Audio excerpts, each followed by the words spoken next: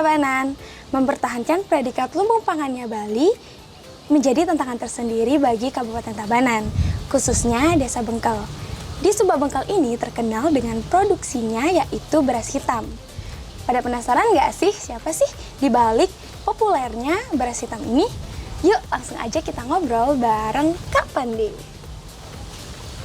Halo Kak Pandi, ayo kita sapa dulu nih semeton penyem Tabanan yang lagi pada nonton di rumah. Siap, Hai. halo.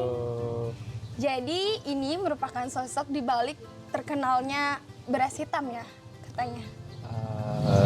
Bisa dibilang kita mulai merintis beras hitam di Subak Bengkel ini di tahun 2016 sampai sekarang kita terus berupaya untuk mengangkat biar bisa meningkatkan pendapatan dari petani yang ada di Subak Bengkel. Iya, dengar-dengar kakak juga merupakan petani muda ya. Kira-kira dari umur berapa tuh kak udah menjalankan hobi ini? Sebenarnya kalau kita bertani, saya kebetulan basicnya dulu kuliahnya memang diarahkannya sama orang tua ke pertanian.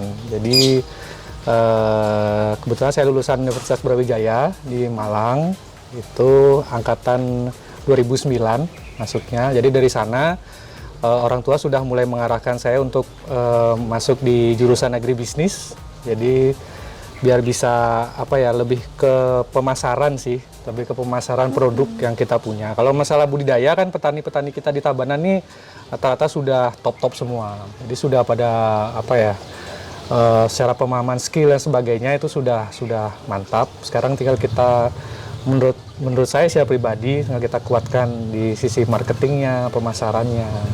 Ya, itu. Keren banget kak ya.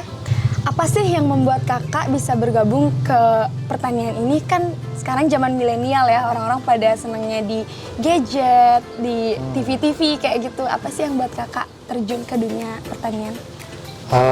Yang pertama memang arah orang tua mengarahkannya ke sana. Yang kedua memang basic orang tua saya juga petani gitu. Memang orang tua saya awalnya dulu kerjanya di perhotelan.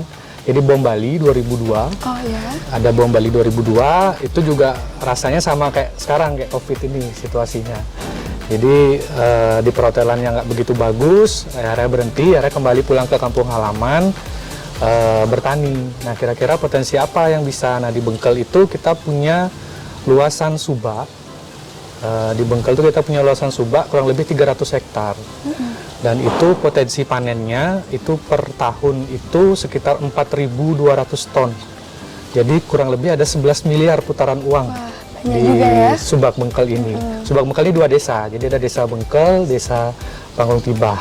Jadi melihat potensi itu, ada putaran uang sebesar itu, kira-kira apa yang bisa kita peluang apa yang ada gitu. Salah satunya adalah dari pengolahan. Kan budaya sudah ada, sudah secara turun temurun, sudah diwariskan. Dalam subak itu kan sudah ada waktu tanam dan sebagainya. Secara budidaya sudah secara turun temurun kita diwariskan itu. Sekarang tinggal bagaimana kita mengemas mengelola dana yang ada tadi. Jangan sampai kan umumnya kan citranya menjadi petani itu ketika panen raya harganya anjlok. Nah, ketika musim-musim tertentu harganya bisa tinggi. Nah itu kan kadang-kadang kan kasihan petaninya gitu. Nah kita berusaha untuk menjaga kestabilan harga di petani. Jadi kan harapan petani itu sebenarnya itu kestabilan harga. Jadi kepastian harga, kestabilan harga. Jadi kita berupaya untuk itu. Orang tua saya memiliki penggilingan padi, jadi berusaha membeli padi bukan dengan sistem tebasan, bukan dengan kita beli padinya berapa are dapatnya berapa, jadi bukan arean sistemnya, jadi kita belinya kiloan. Kita beli kiloan itu, jadi kalau petani itu dia ingin dapat nilai atau pendapatan yang tinggi, dia harus melakukan perawatan yang baik, perawatannya harus bagus, jadi produktivitasnya otomatis tinggi. Dia mendapat penerimaan yang tinggi juga. Kalau tebasan itu dia nggak akan tahu. Tebasan itu misalkan sawahnya 10 are, dibeli dengan dibayar misalkan 200.000 per are.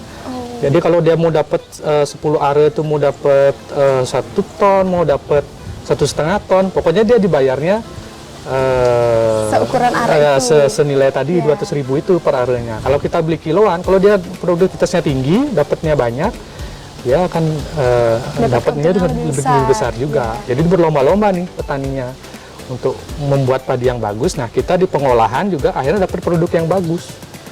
Gitu. Jadi itu berusaha mindset seperti itu yang kita terapkan mulai dari 2007. Mulai dari 2007 kita rintis sampai sekarang. Tengkare, sekarang kita bekerja sama dengan Suba. Di bawah Suba juga kita bersama-sama mengembangkan beras hitam sebagai salah satu produk unggulan kita. Ini ya contoh produknya ya. Iya, contoh Kalau beras hitam ini nih bisa untuk apa aja sih, Kak? Kalau beras hitam itu sebenarnya kan beras khusus Iya. kategorinya. Jadi memang untuk kesehatan. Jadi kalau bagi yang mengerti dan paham, beras hitam itu rendah gula. Kadar gulanya tuh rendah, terus kadar seratnya tinggi.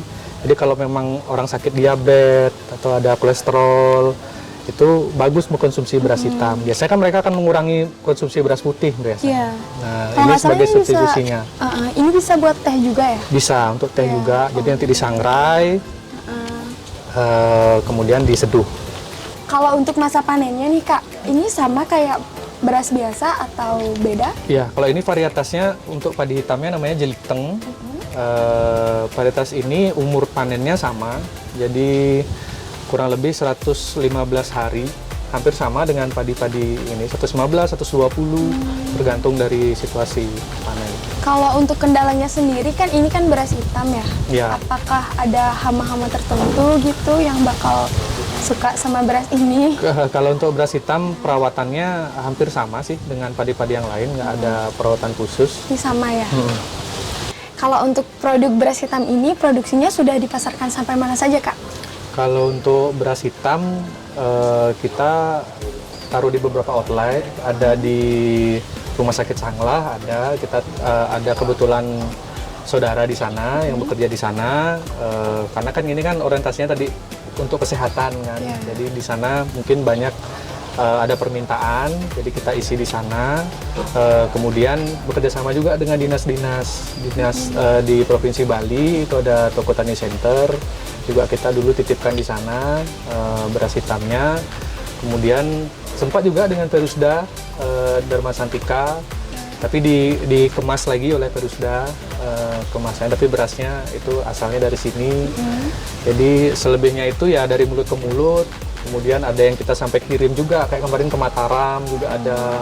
Karena memang kalau memang dia perlu, pasti dia akan mencari. Ya. Untuk Simputon Kinyum Tabanan yang pingin atau mau mencoba beras hitam, bisa langsung aja ya chat kakaknya. Berapa, Kak, nomornya? Di 081 230 683 669. Ya. Nah, terakhir nih, Kak, gimana sih harapan dan kiat-kiatnya supaya banyak anak muda yang bisa terjun ke pertanian ini? Yang pertama mungkin saya berharap semakin banyak nih anak-anak muda yang mau terjun ke pertanian. Tapi jangan membayangkan bahwa pertanian itu cuma di budidayanya aja gitu loh. Pertanian itu luas sekali. Kita bisa di pemasarannya, bisa di pengemasannya, bisa di promosinya. Terus sekarang ada startup-startupnya juga. Sudah mulai banyak teman-teman anak muda yang mengembangkan startup di bidang pertanian. Kayak ada pemasaran sayuran organik gitu kan, misalkan itu langsung ke rumah-rumah. Nah itu kan harus anak muda harus banyak yang mulai masuk menggarap di sana kalau saya rasa. Sedangkan kalau untuk di bidang budidayanya, untuk mekanisasi pertanian itu masih banyak belum tersentuh. Terutama kita untuk wilayah di Tabanan, kalau kita bicara generasi petani pasti kebanyakan ya sudah usia lanjut. Kalau itu mau diajak ke mekanisasi, rasa-rasanya agak berat selama ini. Gitu. Pemerintah sudah memberikan dorongan terus. Nah sekarang lah di sana perlu peran anak-anak muda untuk mulai terjun di sana. Kalau di sisi pendapatan lumayan. Kebetulan saya juga sudah menekuni itu. Di panen aja kita pakai mesin panen itu mungkin bisa lebih tinggi daripada harian upah UMR lah bisa kita bilang yang kita peroleh. Tapi memang pekerjaannya musiman. Jadi setelah itu kita harus kreatif lah. Kan kita orang Bali kan terkenal sebagai orang yang sangat kreatif, ya kan. Jadi tidak hanya fokus di sana. Gitu. Kita harus punya penghasilan bulanan juga, harian juga. Jadi memang sebagai anak muda, saya rasa anak muda Tabanan pasti bisa melanjutkan terkenal nama Tabanan itu sebagai lumbung pangan lumbung pangannya Bali, maksud saya. Ya. Nah, itu dia tadi kiat-kiat dari Kak Pande selaku petani muda milenial. Buat teman-teman semua, jangan pernah takut mencoba dan terus berkreativitas. Terima kasih Kak Pande atas waktunya. Saya, Dwi Maharani, undur diri dulu ya. Jangan lupa like, comment, dan subscribe channel Kenyam Tabanan.